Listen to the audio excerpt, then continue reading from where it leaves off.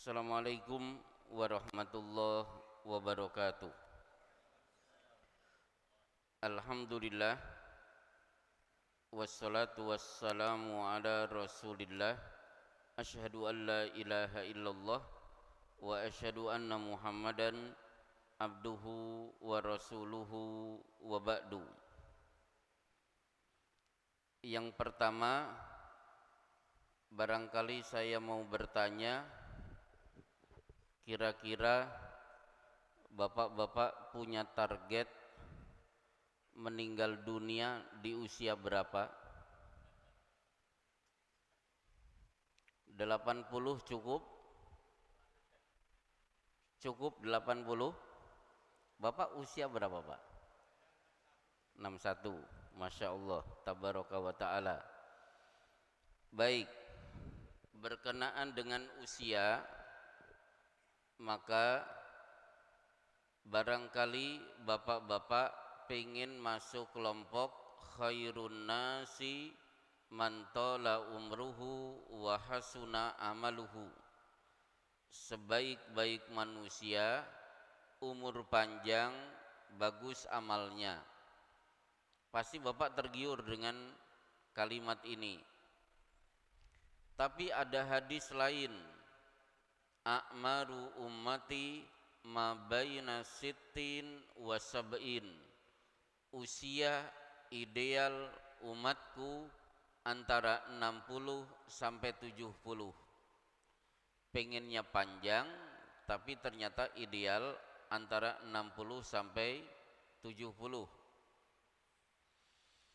Sebenarnya panjang umur itu tidak penting. Terserah Allah memberikan umur bapak-bapak. Yang paling penting, pastikan ketika nanti bapak-bapak meninggal dunia, amal kita lebih panjang daripada usia. Saya ulangi, amal kita lebih panjang daripada umur kita. Maksudnya apa? Saya beri contoh. Nabi Ismail di beberapa kitab disebut diberi umur oleh Allah sampai 135 tahun. Bagi orang saat itu tentu ini pendek. Tapi Ismail punya prestasi.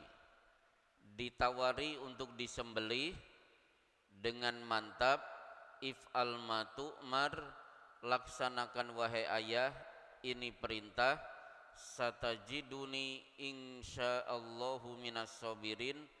Ayah akan melihat insyaallah saat disembelih saya dalam keadaan bersabar. Akhirnya Ismail dia siap disembelih, tiba-tiba diganti dengan kambing. Semenjak itu sah, setiap tanggal 10 Dzulhijjah Allah syariatkan berkorban sampai hari ini. Berarti Nabi Ismail mendapatkan panen pahala di setiap tanggal 10 Dzulhijjah dari semua hewan yang disembelih, karena dialah yang pertama kali ikhlas untuk dikorbankan. Usia boleh 135 tahun, tapi amal Ismail berkorban itu sudah ribuan tahun. Berarti Ismail memiliki amal lebih panjang daripada usia. Contoh kedua, Umar bin Khattab diberi usia sampai 63 tahun, persis seperti usia Abu Bakar dan Rasulullah SAW saat dicabut nyawa. Jadi 3 orang ini meninggal dunia sama-sama di usia 63 tahun. Umur memang 63 tahun, tapi Umar punya banyak prestasi. Salah satunya ketika sedang tawaf mengelilingi Ka'bah, Umar bin Khattab berbisik di telinga Rasulullah menyampaikan keinginannya agar ada ayat turun memerintahkan sholat 2 rakaat di makom Ibrahim siapa saja yang selesai tawaf. Tidak usah besok, detik itu juga Jibril turun membawakan ayat wattakhidu mim maqami Ibrahima musalla. Jadikan makom Ibrahim sebagai tempat menunaikan sholat selesai tawaf. Sudah lebih dari 1400 tahun semenjak ayat ini turun, tawaf tetap ditunaikan kaum muslimin. Padahal bapak-bapak tahu Masjidil Haram, masjid yang tidak pernah sepi. Sekarang 5 juta orang sedang berkumpul di Masjidil Haram. Berarti setiap detik ada orang yang menyudahi tawafnya kemudian sholat 2 rakaat. Usul siapa? Usul Umar bin Khattab. Berarti Umar bin Khattab mendapatkan pahala dari setiap orang yang menunaikan sholat 2 rakaat selesai dari tawafnya. Contoh ketiga, kitab yang paling banyak dibaca kaum muslimin, ranking kedua setelah Al-Quran. Apa itu? Kitab Riyadhus Shalihin. Siapa pengarangnya? Imam Nawawi. Di usia berapa Imam Nawawi wafat? Di usia 45 tahun. Belum sempat menikah, keburu wafat. Meskipun usianya cuma 45 tahun, sampai hari ini kitab Riyadhus Shalihin tetap dibaca, dipelajari isinya di pesantren-pesantren, di majelis-majelis taklim.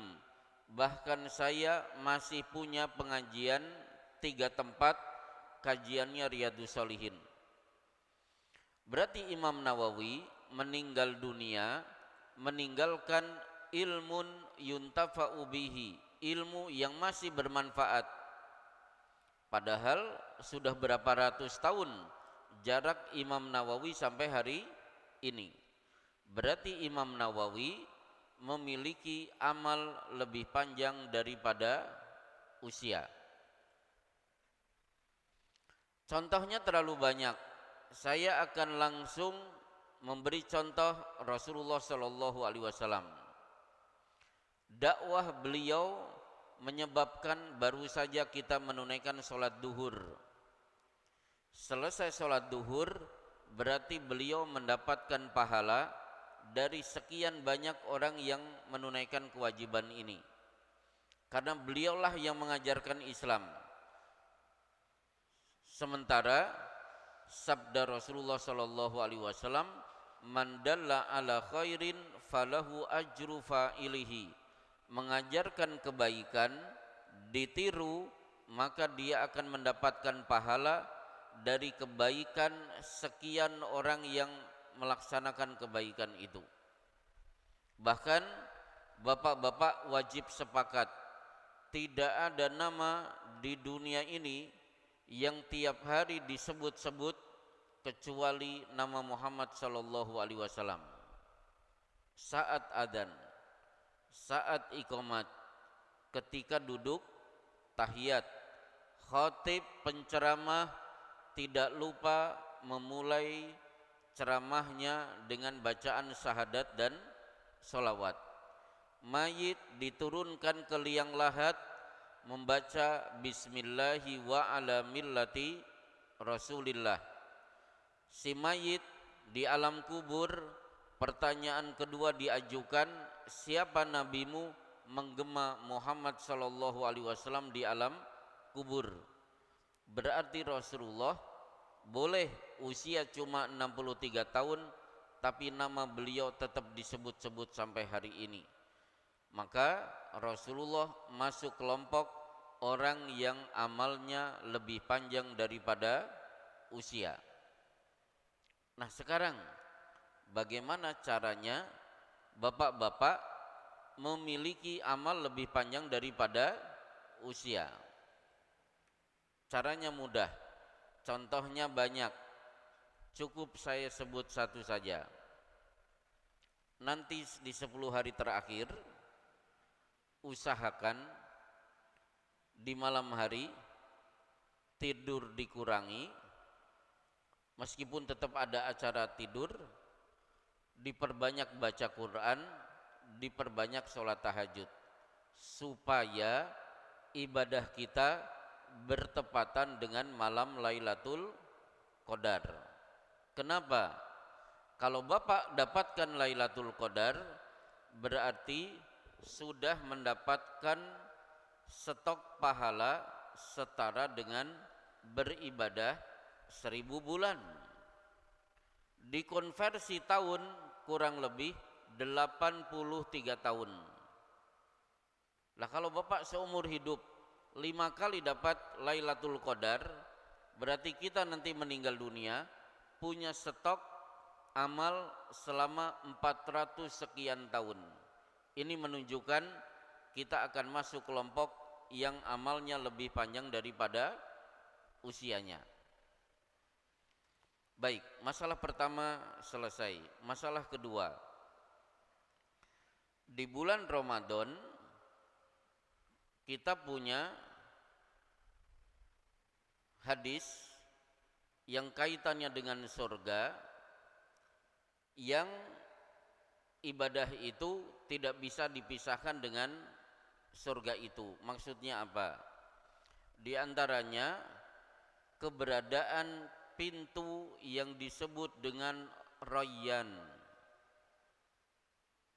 diperuntukkan bagi siapa saja yang dulu pernah menunaikan saum, silahkan masuk ke surga lewat pintu Rayyan. Yang belum pernah saum silahkan masuk surga, tapi jangan melewati pintu Rayyan. Nah, sekarang kita bahas terlebih dahulu profil pintu-pintu surga. Yang pertama, berapa jumlah pintu surga? Tentu ini berbeda dengan jumlah pintu neraka. Kalau pintu neraka, di surat Ar-Ra'd Allah berfirman, wa inna jahannama la mau'iduhum ajmain laha sab'atu abwab. Neraka jahanam sudah tersedia. Di sana ada 7 pintu. Berarti neraka jahanam punya 7 pintu. Sementara pintu surga, futihat abwabul jannati ats-tsamaniyati. Pintu surga jumlahnya ada 8. Masalah kedua, apakah pintu surga hari ini sudah ada? Oh, sudah ada. Surganya ada, pintunya ada. Pernyataan Rasulullah sallallahu alaihi wasallam, marartu lailatan usriyabi, ketika aku malam diisrakan, kuntu ala babil jannah, aku berdiri di depan pintu surga. Berarti kan surga sudah ada. Ternyata maktuban indahu as-sadaqatu bi asri amsalihha wal qardu bi thamaniyata asyrata. Tertulis di pintu surga, sedekah pahalanya berlipat 10 kali, memberikan pinjaman pahalanya 18 kali lipat. Berarti memberikan pinjaman pahalanya lebih berat daripada memberikan sedekah. Masalah ketiga, apakah ada jadwal pintu surga itu dibuka? Jawabannya iya. Ada. Sifatnya pekanan, ada sifatnya tahunan. Untuk pekanan berarti tuftahu abwabul jannati ats-tsamaniyati kulla yaumal itsnaini wal khamis. 8 pintu surga selalu dibuka oleh Allah setiap hari Senin dan Kamis. Itu berarti kegiatan pintu surga dibuka yang sifatnya pekanan. Sementara tahunan hari ini selama sebulan penuh pintu surga sedang dibuka lebar-lebar. Kemudian yang keempat, kenapa ada pintu surga yang bernama Rayyan?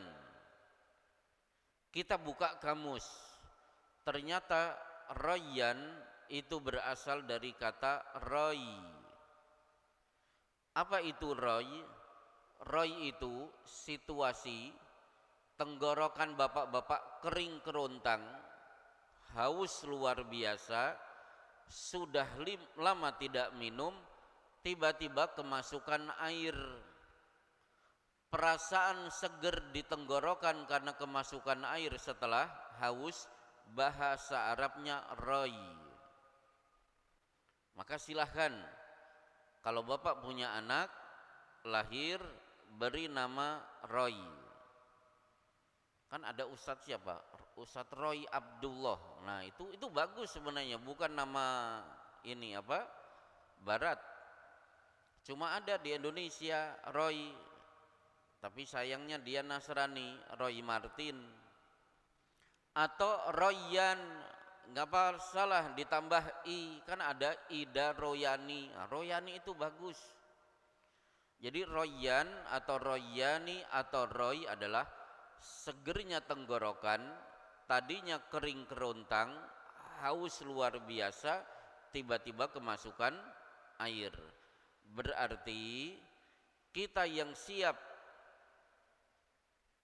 menahan rasa haus hingga akhirnya berbuka, kemasukan air seger, wajar.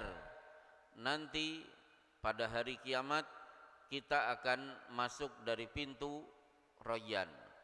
Dan uniknya Rayyan hanya berhak dimasuki orang-orang yang dulu pernah saum. Yang tidak pernah saum, maaf, silahkan masuk pintu yang lain. Pertanyaannya, apakah ada orang masuk surga belum pernah saum? Jawabannya ada. Siapa? Seorang mu'allaf, Pak Antonius. Dengan hidayah dia siap mengucapkan 2 kalimat syahadat.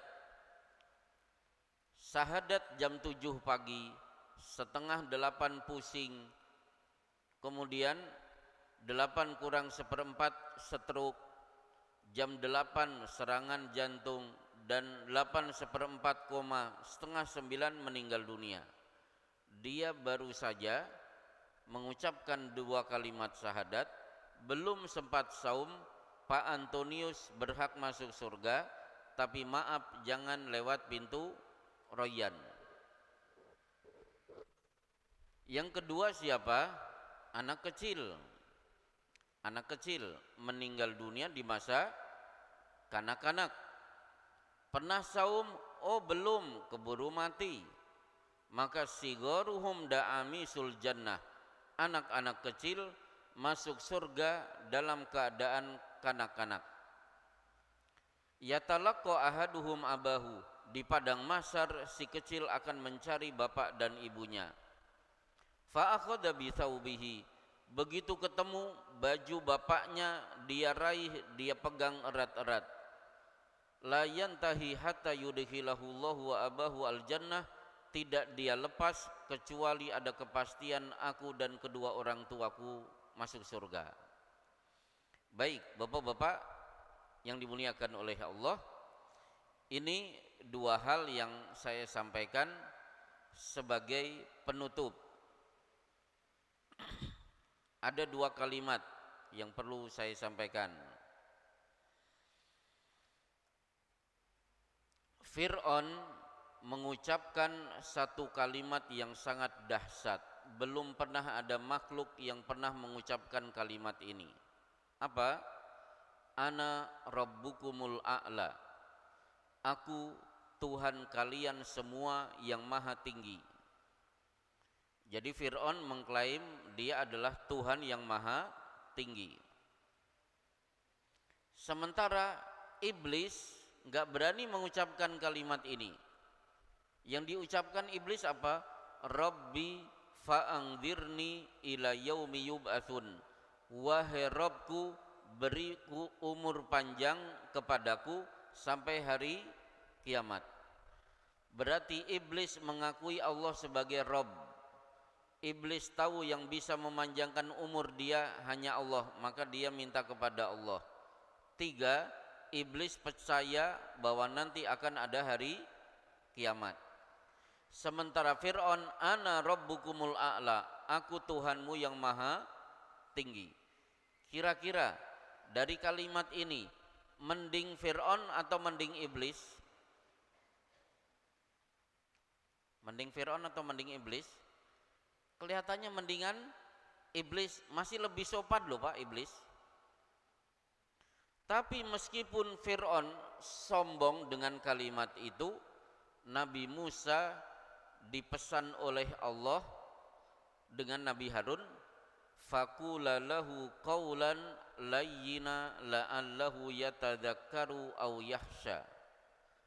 Wahai Musa dan Harun, ketika kamu berdakwah di hadapan Fir'aun, ucapkan kata-kata lembut.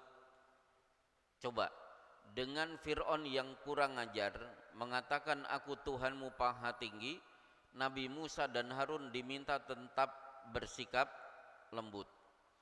Kalau kepada Fir'aun yang mengatakan kalimat itu Allah begitu lembut, bagaimana dengan bapak-bapak yang tiap hari sujud sementara mulut mengucapkan subhana rabbiyal a'la, maha suci engkau ya Allah, engkau maha tinggi, Tuhan yang maha tinggi. Berarti beruntunglah orang yang sholat, karena Fir'aun saja dilembuti oleh Allah, apalagi kita yang mengucapkan subhana rabbiyal a'la, maha suci Allah yang maha tinggi. 2, sebagai penutup,